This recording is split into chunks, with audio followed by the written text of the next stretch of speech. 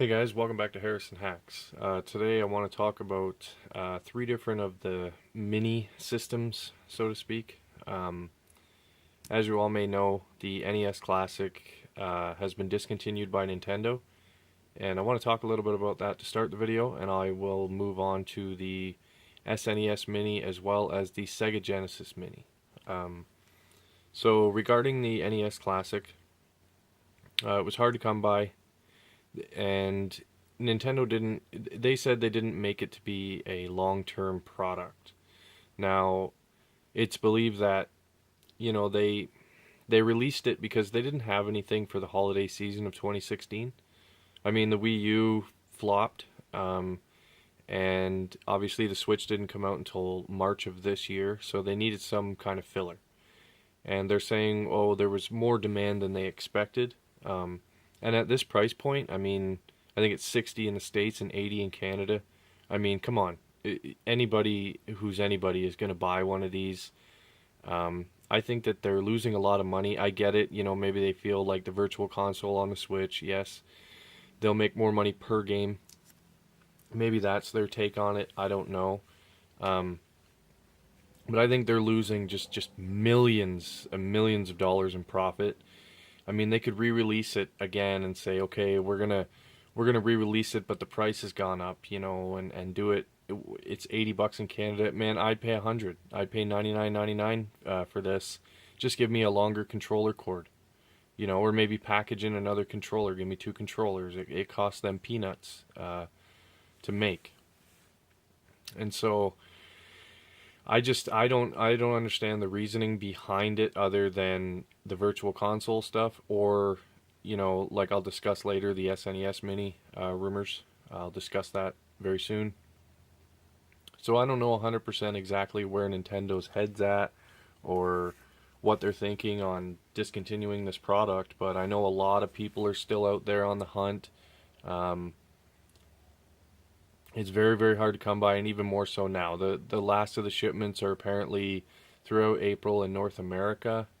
And I read an article stating that even Europe is discontinued as well, so they will be getting their final shipments, if any, this month, and that'll be the end of it.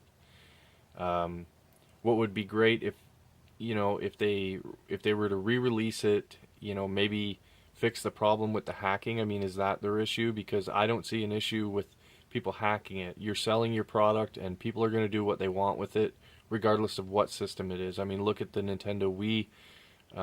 It's hacked, and it plays all the emulators as well. But yet, they continued to sell that for years after it was hacked. So I believe the DS as well, the 3DS, that's all hacked. I mean, you could play all the ROMs and stuff like that. So they continue to sell those like hotcakes. They're a big seller, and I think that this just made a lot of people angry with Nintendo, that this is what they wanted to buy from them. I don't believe this competes with the Switch at all. It doesn't take away from the Switch. I mean, the Switch in Canada is a $400 system, and this is an $80 system, and you've got two different kinds of people. If anything, people that buy this, oh, this is cool, and oh, I miss Nintendo. What do they got nowadays? And they'll look at the Switch and think, wow, I want to try that. That looks awesome. Nintendo's always been known to be the innovator of controls and things like that, and they like to take a chance, and that's great. I believe they should come back with the NES Classic, even if they do produce the SNES Mini. Um, this is, the Super Famicom version, but it's the same thing. This is just the Japanese SNES. Obviously, we know what the North American version looks like. Um, I just want to talk a little bit about the rumors about the SNES Mini. Number one, this I could see being the 99.99 price point in Canada. It may even be more. It may be like 129 in Canada and 99 in the US. I'm not sure. With the controllers, it costs pennies more to make, I'm sure, because there's a few extra buttons, but it won't cost them substantial amounts of money. But they could do an upcharge, and people, I've read and watched their YouTube videos. Well, I want more games than 30. To be honest, if Nintendo packs in 30 games, because there's a lot of third-party games you're going to want for this system. And I would rather have 30 top-notch games than 60 or 90, average and subpar games, because Nintendo doesn't want to pay all the licensing fees. So to me, it makes sense if they want to stick at 30, just put some great ones on there. Obviously, third parties like Final Fantasy 3, the list goes on. That's just off the top of my head. That's one I'd want. But they've got first party, obviously, all the Mario games. Definitely, even Mario RPG. I really liked it. Thought it was cool. It was different. Super Mario All Stars, Super Mario World, Super Mario World 2, which is Yoshi's Island. Super Punch Out. They could put on there.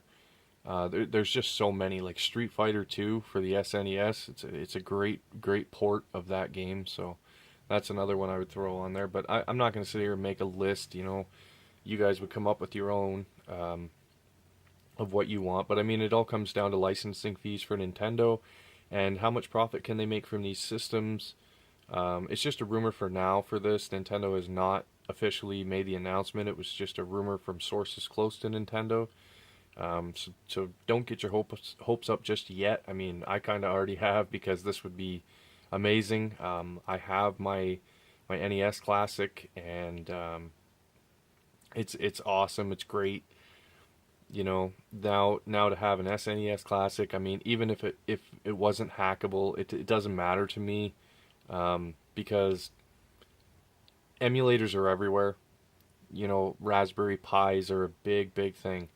And if what a big market is, and I'm surprised others haven't been profiting huge, is if you ever watch someone, his video, Daft Mike, he made a mini NES before the NES Classic came out, and his case looks incredible. Very, very well done. He's even got mini cartridges that, I mean, if I could have his setup, I would definitely pay like $100 to $150 for his setup. It's really cool. Check that out. And you can even download the files on Thingiverse. I don't have a 3D printer, and I live in a rural area, so I don't have access to a 3D printing company. It's not a huge thing just yet, but I'm definitely looking into it. But yeah, the SNES Mini, compared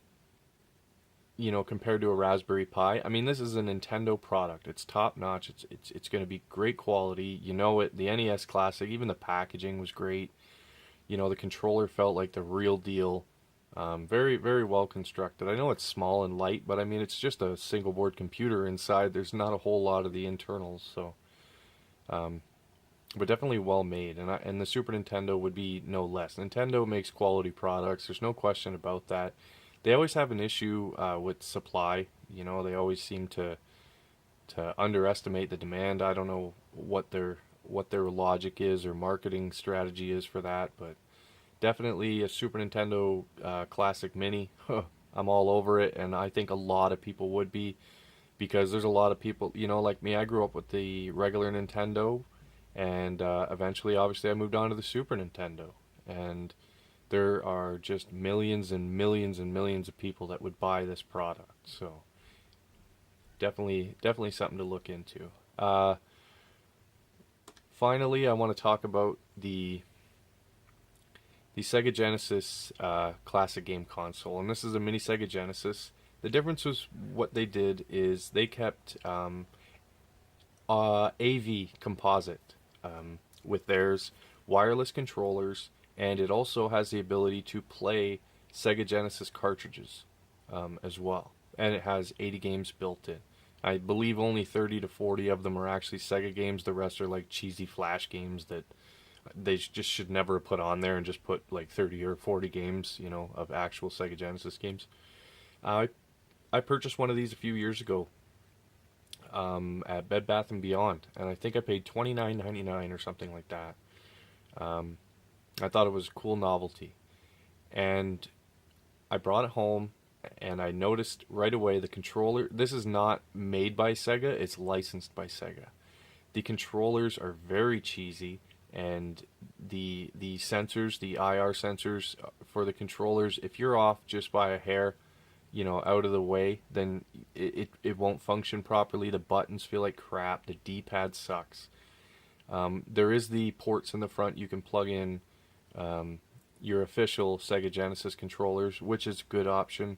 They didn't include HDMI, which I thought, you know, okay, I guess this was 3-4 years ago, I want to say, and maybe HDMI wasn't that big. I would imagine it was back then, but they should have done HDMI, or if they wanted to go the composite route, do both.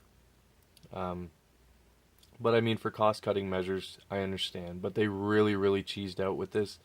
Mine, the AV port, the jack, I plugged it into my TV, and the first time I tried to use it, it was kept flickering. I had to mess with it as if it was like a 30-year-old system, you know, with frayed cords. It was that bad.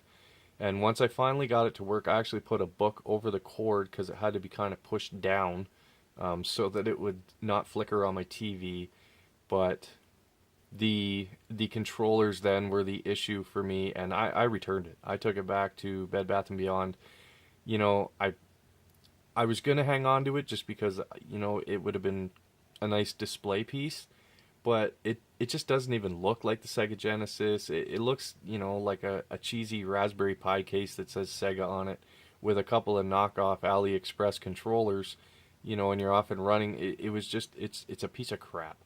One good thing that I do want to mention is that I've heard they are re-releasing this with HDMI support, as well as I believe the controllers will be Bluetooth. I'm not 100% on that, but they are going to re-release this better quality, just an all-around better product, and give you the HDMI capability, which is, it's the thing nowadays, you know. I mean, AV is great. I would love to have both, you know, but again, it's all about cost. You know, they want to make it as cheap as possible, but I think they should follow Nintendo's lead.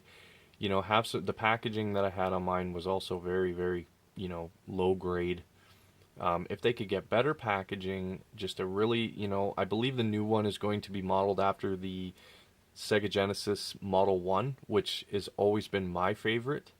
I hope it has the headphone jack and the audio controls. But we'll see. I mean, can't ask for everything. But Sega Genesis is it's a great classic system, and I hope that they really do beef up the quality of this thing and let it rival potentially this, you know, and also this. I mean, this is amazing. I really hope Nintendo re-releases it.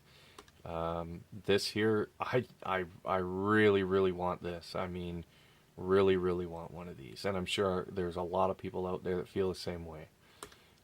This, if you up the quality to match the other two, because you know Nintendo's putting out good quality, if you can do that, and it doesn't even have to have the ability to play the cartridges. I mean, if you want to cut costs there, then that's fine by me. Just have some Sega Genesis games built in. I don't want the flash games. I don't want that crap.